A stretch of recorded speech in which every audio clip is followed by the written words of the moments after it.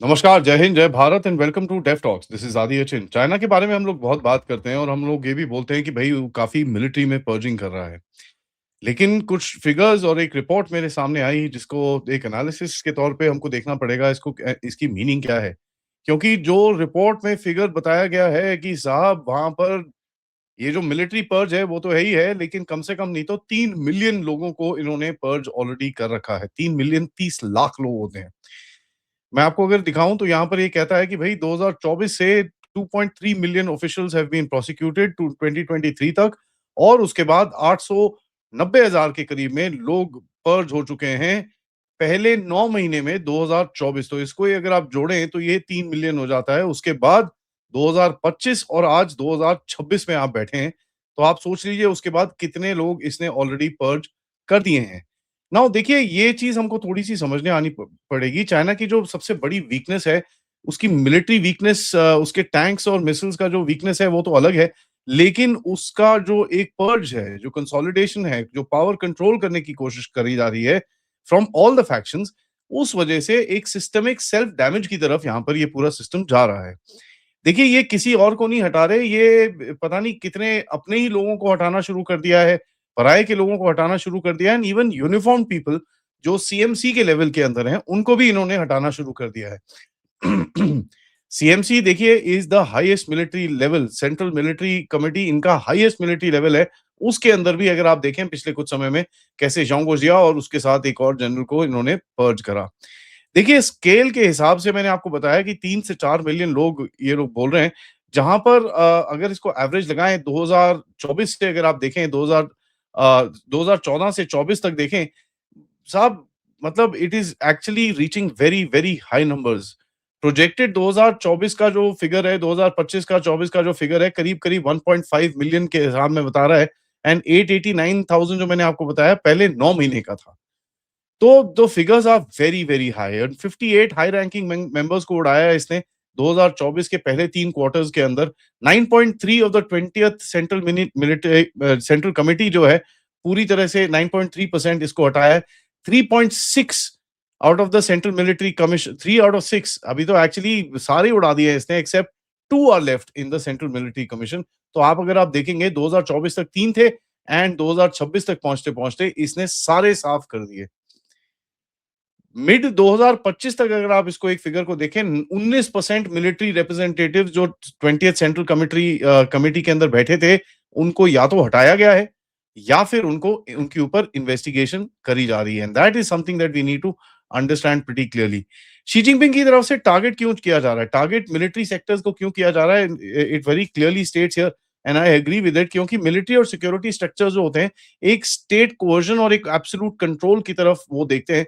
तो कहीं न कहीं अगर आप देखोगे इकोनॉमिक्स पे ये कहीं कहीं किसी को टारगेट करेंगे, तो एडमिशन ऑफ रिस्पॉन्सिबिलिटी हो जाएगी। अपनी अपनी जो गलतियाँ हैं, उसका एक एहसास इनको दिखाना पड़ेगा कि हाँ जी, हम हमारी तरफ से गलतियाँ हुई हैं। वो ये बोल नहीं सकते।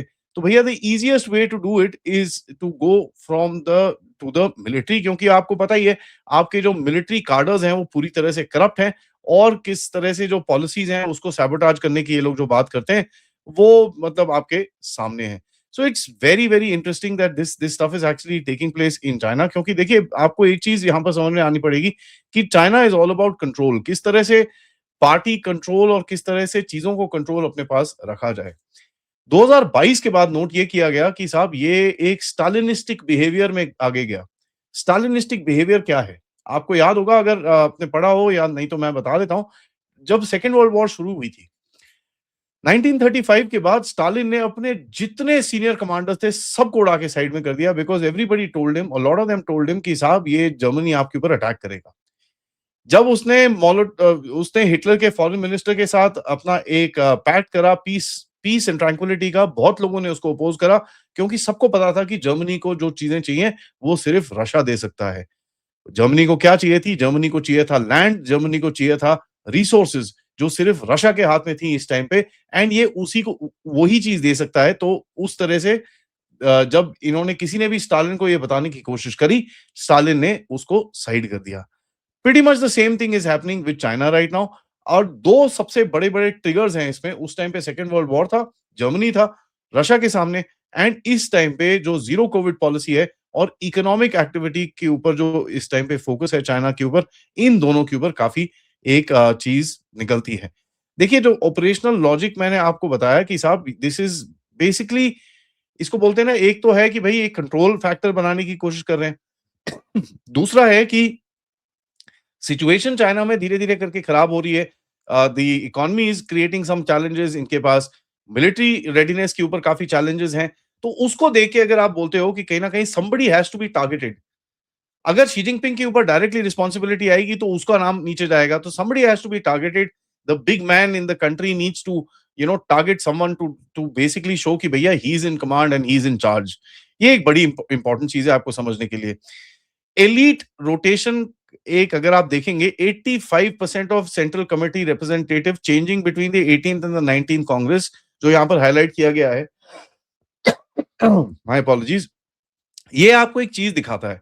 दिस मीन्स कि जितने भी फैक्शंस हैं चाइना के अंदर, जो शी फैक्शंस हैं, नॉन शी फैक्शंस हैं, उसके अंदर एक बैटल चल रही है। ठीक है? नाउ इसके बारे में कई चीज़ें बोली जाती हैं कि भैया चाइना के अंदर काफ़ी प्रॉब्लम्स हैं, कई काफ़ी बैटल्स चल रही हैं, बीच में पीएलए के बीच में फैक्शनिज़्म है। ये करेक्ट है, इसके अंदर कोई डाउट नहीं है।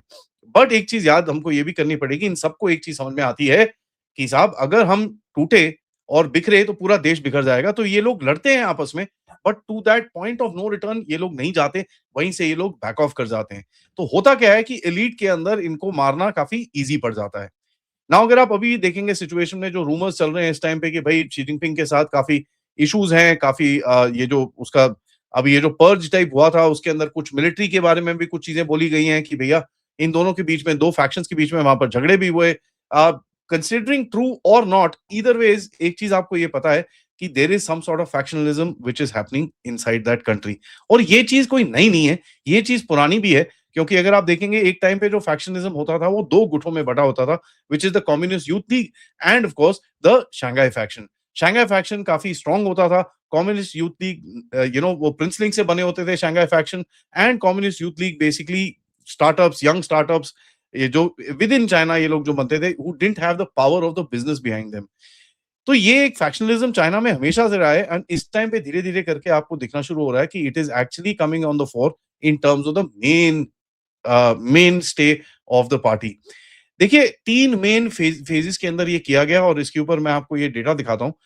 फेज 1 जो 2013 से 2018 में हुआ, धीरे-धीरे करके डिसिप्लिन जो आपके ऑफिशियल्स थे उनका फिगर गया 182,000 से 621,000 पे एनुअली एवरेज के हिसाब से। एंड उसके बाद फेज 2 में अगर आप देखेंगे जो 2018 से 2023 के बीच में गया, जहां पर 606,000 से लेकर 610,000 तक गया। So it kind of remained the same. But phase 3 जिसमें एक सर्ज आपको दिखता है, 889,000 डिसिप्लिन्ड इन 9 मंथ्स। ठीक है? तो आपका जो एवरेज जा रहा है 1.185 मिलियन पीपल एनुअली, मतलब 11 से 12 लाख लोग एनुअली अगर आपके पर हैं, ये डबल है 2023 के फिगर का। So obviously something has shifted. High ranking officials के हिसाब से देखें तो 58 कार्डर्स 2024 में सबसे पहले पहले 3 क्वार्टर्स के अंदर गए, एंड धीरे-धीरे करके that number is actually increasing. And एक चीज दिखती है कि साहब अभी तक जब पहुंचते-पहुंचते ये जो पर्जेस का सिस्टम है, it is come to a point where it is basically जो चीज उसका साइड नहीं लेता, उसको कर दिया जाता है। And that's something that we are seeing again. Political violations अगर इनके आप जो एक जो कंट्रोल मैकेनिज्म ये लोग क्रिएट कर रहे हैं, यहाँ पर एक इन्होंने एक चीज निकाली है जो एक फाइन डिटेल के नाम से जानी जाती है, डिसिप्लिनरी कोड वेपनाइजेशन के ऊपर। नाउ डिसिप्लिनरी कोड वेपनाइजेशन पे आपको ये समझना होगा कि इन लोगों ने काफी सारे अपने आर्टिकल्स चेंज करे, काफी सारे पार्टी जो डिसिप्लिन है उसको चेंज करा। ये आपके सामने थोड़ा डेटा मैं रख रहा हूँ। 2015, 2018 और 2023 में धीरे-धीरे करके इन्होंने अपने आप को चेंज करा है, जहां पर पॉलिटिकल वायलेशंस को उठा के 15 से लेकर 28 आर्टिकल्स बनाए गए, एंड जो इकोनॉमिक आर्टिकल्स जो थे उसको रिड्यूस करा गया, 103 से 50 पे लेके आए गए। लेकिन यहां पर बड़ा एक इंटरेस्टिंग सा चीज है, इन्होंने नए ऑफेंसेस ये लोग यहां पर सामने लेके आए, जिसके अंदर unauthorised policy comments, faction formation, personal network building and resisting investigation को बड़े क्लियरली यहां पर डाला गया।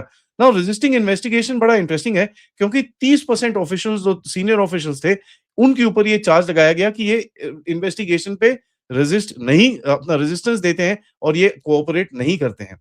77% सेम चार्ज लगाया गया मिड लेवल ऑफिशियल्स के ऊपर। एंड अगर आप देखेंगे 80% जो पनिशमेंट्स गई हैं वो लाइट वार्निंग्स की तरफ से गई हैं एंड 8.1% 2024 के अंदर उनको क्रिमिनल प्रोसिक्यूशन करा गया है। इसका मतलब क्या है? इस डेटा तो मैं आपको बता रहा हूँ, इसका मतलब क्या है? इसका मतलब है this is not a purge to jail system, this is a purge to control system. कि साहब ऐसा है, आप जरा थोड़ा लाइन पे आ जाओ तो आप जिंदा रहोगे, खुश रहोगे, आपके पास चीजें रहेंगी, आपके बीवी बच्चे स्कूल जाएंगे, सब कुछ ठीक रहेगा। अगर आप लाइन पे नहीं आते हो तो फिर आपको फिर सीधा किया जाएगा। तो ये एक एक चीज़ हमको समझनी चाहिए and this is basically N incentive sort of a thing कि भाई साहब आप थोड़ा तमीज़ से रहना शुरू करिए। यहाँ देखिए आपको मैंने बताया है इस फिगर्स के हिसाब से कि कहाँ पर 50 से ज़्यादा जो हाई रैंकिंग केसेस 2025 तक आ गए और 15 थे 2023 के अंदर। अगर आप देखोगे कि धीरे-धीरे करके they have been basically clocking off people. ठीक है, 2024 से 2022 तक 25 लोग, 2023 से 15, 2024 में 10 प्लस, 2025 में 9 अक्टूबर तक हो चुके हैं एंड 60 से ज्यादा लोग and these are senior officials. These are not jokers जिनको पता नहीं है क्या हो रहा है, these are senior guys who actually know अंदर की बातें। ये एक बहुत इंपॉर्टेंट चीज है, आपको समझ में आना चाहिए। देखिए हुआ क्या, इनके ऊपर कई रिपोर्ट्स निकली, काफ़ी सारी चीज़ें निकली, ठीक है? 2023 में अगर आप देखेंगे इन्होंने 15 रॉकेट फ़ोर्स के ऑफिशियल्स निकाले थे। 2024 में उसके अंदर डिफेंस मिनिस्टर को भी निकाल दिया, ली शांगफू, वांग फेहे और मा हुआ को भी निकाला जो बड़े सीनियर ऑफिशियल्स थे। नाउ 2025 में हेवे डोंग को निकाला, वांग हुबिन को निकाला, these were big big generals, they were not just small guys जिसको मतलब किसी को भी ब्रश साइड कर दो, सब कुछ कर दो। एंड अगर आप देखेंगे जो पर्जेज़ हुए सबसे ज़्यादा हुए, वो रॉकेट फ़ोर्स के अंदर हुए, सीएमसी के अंदर हुए और इक्विपमेंट परचेज सेक्टर के अंदर हुए, प्रोक्योरमेंट सेक्टर्स के अंदर। जहां पर कि अगर आप देखेंगे उसका जो इक्विपमेंट परचेज वाला पूरा गेम है, वो ली शांगफू जो उनका डिफेंस मिनिस्टर आउट हुआ, वहां से शुरू होके आज जो एक सीएमसी में वाइस प्रेसिडेंट जोंगो जिया को निकाला गया है, वहां तक आके रुका। So you can imagine the chain of command and the chain of so called corruption जिसको शी जिनपिंग बोलता है, वो कहां तक जाती है। नाउ इसके इम्पैक्ट्स तो होते हैं, ठीक है? इसमें कोई डाउट नहीं होना चाहिए, इसके काफ़ी इम्पैक्ट्स रहते हैं because it creates problems with your modernisation, ठीक है? इट क्रिएट्स प्रॉब्लम्स, आप कहाँ पर कितना काम कर सकते हो, कितना मोराल आपका ठीक है, कितना आप चीज़ें कर सकते हो, कितना आप चीज़ें नहीं कर सकते, ये चीज़ में काफ़ी एक बड़ा इम्पैक्ट आता है, इसमें कोई डाउट आपको होना नहीं चाहिए। देखिए, आपको एक चीज़ समझ में आना चाहिए कि जो पर्जेज़ होते हैं, जब आप किसी बंदे ने पूरा प्लान बनाया, उसको उठा के सडनली फेंक दोगे, तो it creates a leadership vacuum, it creates lack of audits, procurement वहीं पे रुक जाती है एंड आपकी जो जॉइंटनेस आप करने की कोशिश कर रहे हो, 2027 तक आई गेस इनका सेंटिनल गोल है, उसमें आप गिरते हो। एंड देखिए इसी तरह से अगर आप इसको देखेंगे तो ये स्टालिनिस्टिक के बारे में खुद बात कर रहे हैं and this is a big fear with in China, ठीक है? एक चीज आप ये याद करिए, चाइनीज कम्युनिस्ट पार्टी जो है, सबसे बड़ा उनका फियर है कि भाई उनके साथ वही होगा जो सोवियत यूनियन के साथ हुआ। तो अगर आप इसको कंपेयर करें स्टालिन के टाइम से, जब इसने सेकेंड वर्ल्ड वॉर में परचेज करे थे, इसकी जो रेडीनेस था वो कम से कम नहीं तो 30 से 40% नीचे गिरा था। एंड ये मेरे रिकॉर्ड्स नहीं, वेस्टर्न रिकॉर्ड्स नहीं, ये Russian own, Soviet own records कहते हैं कि उसके जब उसने परचेज करे अपने सीनियर मिलिट्री लीडरशिप में, 20 से 30 से 40% तक इन सम प्लेसेस इसकी रेडीनेस नीचे गिरी। Now if you just take that same principle, you can pretty much say कि इतने ही लोग हटा के यहां पर भी तो आपका 20 से 30% रेडीनेस तो नीचे गिरेगा ही गिरेगा, जॉइंटनेस नीचे गिरेगी, ठीक है? ऑफिसर्स बोलेंगे यार ये पता नहीं क्या हो रहा है, किधर पे जाना है, किधर जाना है, क्या करना है, मेरे को नहीं पता। बड़े बड़े कॉन्ट्रैक्ट्स आपके कैंसिल होंगे। नोरिंको फॉर एग्जांपल 31% इनका $14 बिलियन का कॉन्ट्रैक्ट नीचे गया। एविक करके कोई एक कंपनी है जहां पर 10% कॉन्ट्रैक्ट नीचे गया। मिसल एरोस्पेस जो सीएएससी कंपनी है, उसके अंदर काफी सारे डिलेज और काफी डिक्लाइन ऑफ कॉन्ट्रैक्ट्स और ये सब चीजें दिखी। आर्म्स रेवेन्यू 10% गिरा है वर्सेस ग्लोबल 20 टू 40% जो ग्लोबल टेंडेंसीज में ऊपर हुआ है। ऊपर से इनके जो जो वेपन सिस्टम्स हैं, because of all the corruption and all that, that is creating challenges in जहां पर भी ये चीजें जाते हैं। तो वो भी एक बड़ा क्लियर है। नाउ मोराल की अगर आप बात करें, एक बड़ा एक एक बड़ी चीज बड़ी थी जिस called tang ping. Tang ping is basically known as lying flat. मतलब यार आपको पता है भैया वाट तो लगनी है, ठीक है यार, जितना टाइम कोई जरूरत नहीं है इधर उधर कुछ बेवकूफी करने की, जस्ट चलते रहो, जो ऑर्डर्स मिले करो, गलत है सही है चलेगा, जब तक अपनी जान बता सकते हो बचा के रखो, अपने टाइम कंप्लीट करो, वहां से पैसे पूसे लो और गायब हो जाओ। Be a part of the chain rather than shake the boat. इसके अंदर एक फियर कल्चर आपको दिखता है इनोवेशन और एक जो जो लाइन कमांडर्स होते हैं, उनकी तरफ से जो एक इनिशिएटिव लिया जाता है, वो पूरी तरह से नीचे गिरता है। सर्वाइवलिस्ट मैं जैसे मैंने आपको बोला यार टाइम काटो किसी तरह से, मेरे को 10 साल काटने हैं पीएलए के अंदर, चुपचाप 10 साल काटो एंड खत्म करो वहाँ से। Don't do anything that will create a trust deficit कि कहीं न कहीं आप देखोगे कि भई शी जिनपिंग अगर अपने ही बंदों को ठोक रहा है, अपने ही क्लोज़ बंदों को ठोक रहा है, जैसे फॉर एग्जांपल सोंगुजिया, सो कहीं न कहीं दे हैव दैट थिंग कि यार calm down, calm down, calm down, let's not figure this out. अब हुआ क्या, ये जब बंदे इसने निकाले, इसने एक चीज़ करी which is now being termed in China as the outsider problem. तो ये जो नेटवर्क्स थे, जैसे एक एक चीज़ आपने देखी कि जो इसके एलीट कैप्चर के टाइम पे मैंने आपको बताया कि भई one of the charges was personal network building. ये नेटवर्क्स तोड़ने के लिए शी जिनपिंग ने अपने बंदे वहां पर लगाए, ठीक है। ना हुआ क्या, फॉर एग्जाम्पल एक नेवी एडमिरल को लगा दिया आपने रॉकेट फोर्स के अंदर। यार उसको घंटा पता होगा किसी चीज के बारे में, he doesn't know anything about the rocket force, उसको तो बेसिक ऑपरेशंस पता होंगे। So how do you you know how do you do that, it becomes a grave problem. तो यहाँ पर भी देखिए, जैसे मैंने आपको इसमें भी बताया है कि भाई it creates an issue. 19% of military representatives or the 20th this thing were have been investigated or removed, and 60% high profile military investigations are directly coordinated with capital intensive modernization. So capital intensive modernization का क्या मतलब है, वही है आपका भाई procurement आपका चलेगा नहीं, आपके पास चीजें आ नहीं रही हैं, बड़े बड़े आप प्रोजेक्शन कर रहे हो, आप कहीं ना कहीं इतनी बड़ी बड़ी बातें करते हो कि आप उसको मेंटेन नहीं कर पाते, to a point you are claiming victories that you don't even know how to even start on. तो होता क्या है कि लीडरशिप को खुश करने के लिए काफ़ी सारी चीज़ें करी जाती हैं, where the things really don't exist. और इसके अंदर ये जो जर्मन डिक्टेटर थे सेकंड वर्ल्ड वॉर में, उनका एक बड़ा क्लियर एग्जांपल है। एट द लास्ट मोमेंट जब वो उसको बोला जा रहा था कि भैया Soviets are coming from here, America यहाँ से आ रहा है, ब्रिटिश यहाँ से आ रहे हैं, हमारे पास बिल्कुल भी लड़ने के लिए जगह नहीं है।